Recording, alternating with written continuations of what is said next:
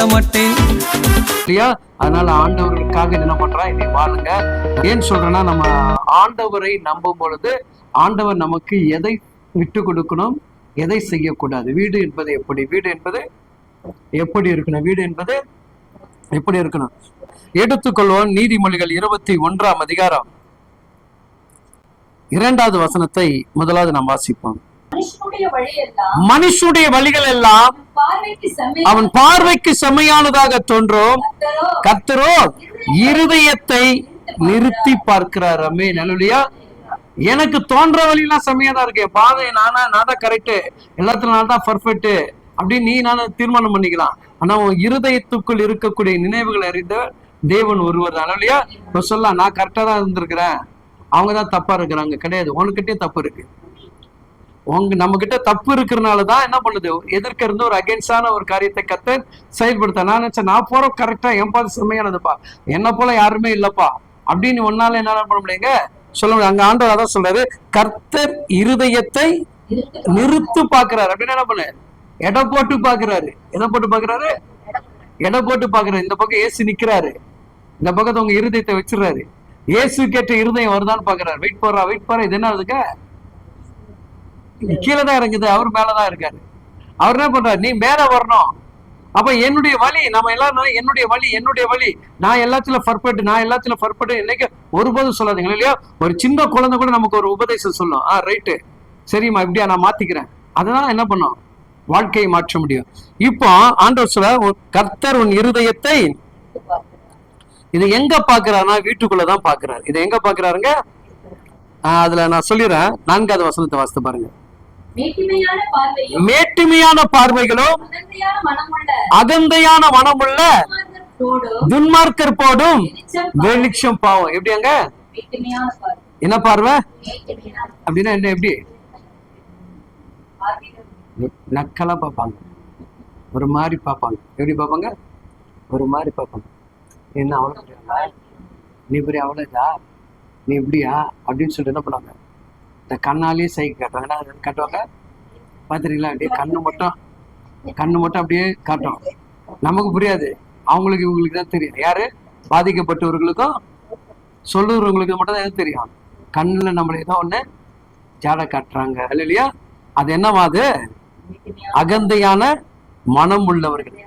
அவங்க எப்படியா அப்படின்னா நம்ம திமிரு சொல்லுவாங்க இல்லையா? சில மாமியார்ட்ட கேட்டா சொல்லுவாங்க, அவன் திமிரு பிடிச்சவப்பா, நான் எவ்வளவு சொன்னாலும் கேட்க மாட்டாங்கப்பா. ஏன்னா இவங்களுக்கு திமிரு இல்லாத மாதிரி அவங்க என்ன சொல்லுவாங்க, நம்மளும் எதுல இருந்து கடந்து வந்தோம், மாமியார் கீழே தான் வந்தோம். நம்ம எதை நினைக்கணும், அவங்கள போல நம்ம வரக்குள்ள என்ன பண்ணக்கூடாது, அடிமைப்படுத்தக்கூடாது, அவங்கள வேற்றுமையா பார்க்கக்கூடாது, அகந்தியா பார்க்கக்கூடாது. அப்ப அதைதான் கர்த்தர் உணர்த்துறாரு பைபிள்ல. ஏன்னா தேவ பிள்ளைகளுக்கு இருக்கக்கூடாத குணம், தேவ பிள்ளைகள் வீட்டுல இருக்கக்கூடாத சில குணங்கள். என்ன குணங்க? அது என்ன சொல்லப்படுதுங்க? மேட்டுமையான பார்வையும் அகந்தையான மனம் உள்ளவர்கள். எப்படியா அவங்க எப்படி இருப்பாங்களா, அந்த முழுமையா அப்படி ஆயிடுவாங்க, மதிக்கவே மாட்டாங்க நம்மள. நீ என்னதான் விழுந்து கவனிச்சு பாருங்களேன். ஏன்னா அவங்க இருதயத்துக்குள்ள எதாயிடுச்சு, அகந்த, நான் தான் பெரிய ஆளு, நான் தான் அப்படி. நல்லா பாருங்க. அப்ப அதுல இருந்து அவங்களை வெளியே கொண்டு வரணும் நம்ம என்ன பண்றல, எதிர்பார்க்கல. அப்போ இன்னைக்கு அப்படிதான் உனக்குள்ள இருக்கிற அகந்த என்ன பண்ணுதுங்க, நான் என்று சொல்றாலும் உனக்கு கீழே நிறைய பேர் அழிஞ்சுக்கிட்டு இருக்காங்க. உன் குடும்பம் அழிஞ்சிட்டு இருக்கு, உன் பிள்ளைகள் அழிஞ்சிட்டு இருக்காங்க, உன் பேர பேத்தி. அந்த குணம் ஆட்டோமேட்டிக்கா வந்துடும். யாருடைய குணம் வந்துடும்? அந்த அகந்தையுடைய குணம் வந்துடும். அது வரக்கூடாது கர்த்தர் சொல்லுகிறார். அது எப்படி ஆகுமாங்க? துன்மார்க்கர்கள் போடும் வெளிச்சத்தின் பாவம். அது எப்படியா? ஏமாத்தி நடிக்கக்கூடிய ஒரு பாவம். சரிங்களா? இது ஒரு காரியம். அடுத்தது பாருங்க, 8வது வசனம் சொல்லுது, குற்றமுள்ளவன் தன் வழியில் மாறுபாடு உள்ளவன். குற்றம் செய்தவன் என்ன பண்ணுவான், அவன் சரியான பாதையில போக மாட்டான், சரியான சிந்தைகளுக்குள் வர மாட்டான், சரியான ஆலோசனையும் என்ன பண்ண மாட்டாங்க, கேட்க மாட்டான். அவனுக்கு தேவையில்லைங்க, அவனுக்கு கிடைக்கலன்னா அவன் என்ன பண்ணுவான், நம்மள குற்றவாளியா மாத்திடுவான். செய்யற வழிதான் கரெக்ட், இப்படிதான் இருக்கணும், இப்படிதான் பண்ணணும். அப்ப நமக்கு என்ன ஆகுது, அதுல ஒரு எரிச்சல், ஒரு கோபம் வருது இல்லையா? அப்ப அவங்க கோபப்படுற மாதிரி நீ கோபப்படுறதா? அதான் சொல்றாரு பாருங்க, சுத்தம் உள்ளவன் தன் கிரிகளை நம்மளை உருவாக்கி கொள்ளலாம். நீ எப்படி வேணா இருந்திருக்க, நான் கர்த்தருக்குள் இப்படிதான் இருப்பேன், நான் கர்த்தருக்குள் இப்படிதான் இருப்பேன். இதெல்லாம் ரொம்ப முக்கியமான அடுத்த வசனம் தான். என்ன வசனம்? அடுத்த வசனம் தான். எல்லாரும் படிப்போமா? அந்த பைபிள்ல வசனத்தை பார்ப்போமா? வாசித்து பாருங்களேன் கொஞ்சம். சண்டைக்காரியோடு ஒரே வீட்டில் குடியிருப்பதை பார்க்கலாம், வீட்டு மேல மூலையில எங்க போய் தங்கணுமா? நான் சொல்ல, என்ன திட்டாதீங்க, பைபிள் சொல்லுது. அல்லேலூயா. என்ன சொல்லுதுங்க? சண்டை போடக்கூடிய சண்டைக்காரியுடைய பெரிய வீடு. எப்படிப்பட்ட வீடா? பெரிய வீட்டுல தங்கி இருப்பதை பார்க்கலாமா? வீட்டு மேல எங்கேயா போய் கூரையோ எங்கேயா போய் இடத்துல போய் உட்கார்ந்தா நலமா இருக்குமா? நான் சொல்ல பைபிள். இப்ப என் வீடு எப்படிப்பட்ட வீடா இருக்கணுங்க? சண்டை இல்லாத வீடாக இருக்கணும். என் வீடு எப்படிப்பட்ட வீடா இருக்கணும்? சமாதானம் உள்ள வீடாக இருக்கணும், ஆறுதல் படுத்துகிற வீடாக இருக்கணும், அரவணைக்கிற வீடாக இருக்கணும். இங்க பைபிள் அப்படிதான் சொல்லுது.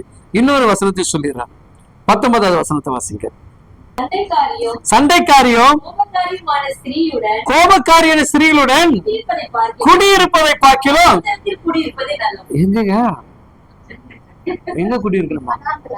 மேல இல்லைன்னா வனாந்திரம். எது சொல்லுது? எது சொல்லுது? பைபிள் சொல்லுது. எபிரேயர் சொல்லுது, கர்த்தருடைய வார்த்தை சொல்லுதுங்க. அப்போ இதெல்லாம் நம்ம சகோதரிகள் என்ன பண்ண ஆராய்ந்து பார்க்கணும். சோ நம்ம சில பேர் கணவர் மாதிரி சில நேரம் வீட்டுக்கு லேட்டா வருவாங்க. ஏன் வருவாங்க எனக்கு தெரியுமா? நான் எங்க இருக்கிறேன், வேலை செஞ்சுட்டு இருக்கிறேன், நான் எங்க இருக்கிறேன், எங்க இருக்கிறேன். கேட்டிருக்கீங்களா? கேட்டிருக்கீங்களா? ஏன் சொல்றாங்க? வீட்டுக்கு போனா என்ன பண்றா? ஆரம்பிச்சிருவா.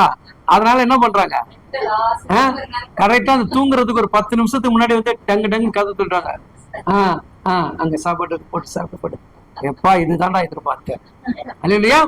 அப்போ வார்த்தை தேவன் நம்மளை அழகாக புரிஞ்சு சொல்ற. இன்னொரு காரியத்தை சொல்லி முடிச்சிடறேன் நானு. 25ஆம் அதிகாரம் 23, 24 வாசிங்க.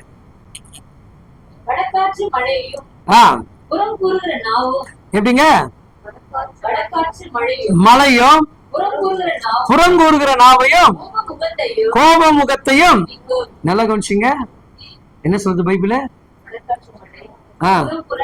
அது என்ன வடகாற்று மலை? எப்படியா? பேரழிவை உருவாக்க மலையை போல இந்த புறங்கூறுகிற நாவை என்ன பண்ணுமா? கோப முகத்தை காட்டுமா? இல்லையா? கவனிச்சிங்க. அந்த முகத்தை பார்க்கும் போது நமக்கு என்ன ஆயிடுங்க? இன்னும் நமக்கு கோபம் வந்துடும். அவங்க கோப முகம் தான். நம்ம கோவப்படாததே என்ன பண்றோம்? புரியுதா உனக்கு? நம்ம கோவப்படாத முகத்தை என்ன பண்றோம்? இது அன்பு. இந்த அன்பாலதான் அவங்களால என்ன பண்ண முடியும்? கவர் பண்ண முடியும். வார்த்தையினாலும் கோபத்தினாலும் என்ன பண்ண? வெறுப்பதான் சம்பாதிக்க முடியுமே கண்டி வேற ஒரு காரியத்தை நம்மளால என்ன பண்ண முடியாதுங்க, சாதிக்க முடியாது. இல்லையா? இது இங்க என்னன்னா, இந்த வார்த்தையின்படி நீ நடந்தாலே உன் வாழ்க்கையில பெரிய மாற்றம். என் குணம் மாறணும். இயேசு வந்து அற்புதம் செய்வதற்கு என்னைக்கு அவர் ஓய்ந்து போகிற தேவன் அல்ல, எப்போ அற்புதம் செய்வார். ஆனா அற்புதம் செய்யவன்னா என் இருந்து என்ன பண்ண மாறணும். இல்லையா? என்ன சொல்ல பாருங்க, அடுத்த பாருங்க. சண்டைக்காரியோட ஒரு பெரிய வீட்டில் குடியிருப்பதை பார்க்கலாம், வீட்டின் மேல் ஒரு மூலையில். என்ன சொல்லுது? இங்கேயும் சொல்லுது, அங்கேயும் சொல்லுது. சொல்லுதா? சில டைம் இன்னொரு இடத்துல வனாந்தரத்துல போய் இருப்பானோ. எங்க போயிருந்தோம்? அதான் நம்ம பார்த்தோம் இல்லையா? 19 வனாந்தரத்துல போய் இரு. அப்போ தேவனுடைய பிள்ளைகள் பாருங்க, சண்டையினால வரக்கூடிய காரியம் பெருசு. அதே பாத்தீங்கன்னா நீதிமொழிகள் 30, 31 நினைக்கிறேன். வாசிங்க, முடிச்சிடலாம். பாலை கடைவது 30 கடைசி தானே சொன்னேன் நானு. 31 சொல்லிட்டேன். ஓ, வசனம் அப்படி சொல்லிட்டேன்னா ஓகே ஓகே ரைட்டு. கடைசி வசனம், சாரி. பாலை எத்தனை பேர் பால் கடைஞ்சிருக்கிறீங்க? எத்தனை பேர் பால் கடைஞ்சிருக்கீங்க? பால் கடைஞ்சிருக்கீங்களா? பால் கடைஞ்சா என்ன வரும்? வெண்ணெய். வெண்ணெய் வருமா? வெண்ணெய் வருமா? வருமா? வருமா வராதா? வருமா? வாசிங்க. பாலை கடைவது எண்ணெயை பிறப்பிக்கும், மூக்கை பிசைவது. இது வந்திருக்கா?